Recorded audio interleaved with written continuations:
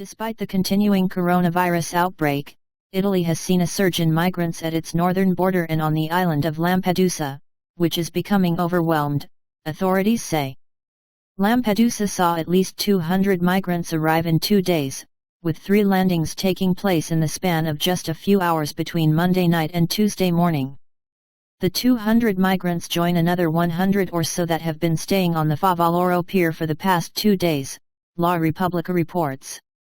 The 183 migrants picked up by the German-based migrant transport NGO Sea-Eye and the Spain-based NGO Salvamento Marítimo Humanitario were also released from their quarantine this week. The migrants will be redistributed to other European Union countries in the coming weeks.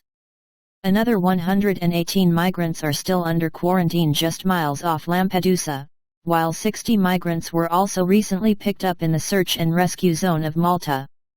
The Italian Coast Guard detained the Sea-Eye's ship, the Alan Kurdi, this week in Palermo. They said there were several irregularities of a technical and operational nature such as to compromise not only the safety of the crews but also of the people who have been and who could be recovered on board. Italy's northern land border with Slovenia has also seen migrants cross into the country. Edoardo Alessio, Provincial Secretary-General of the Italian State Police, claimed Slovenia does not stop migrants from heading across the border. Slovenia does not stop them, does not identify them, and lets them pass with impunity, Mr. Alessio said and added, the rise of migrants from the Slovenian karst area to Trieste continues undeterred.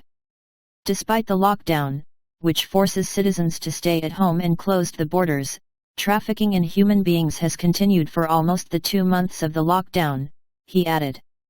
Alessio went on to add that ahead of the summer months, the Italian government should reinforce the border in case of a surge of migrants occurs along the Balkan route.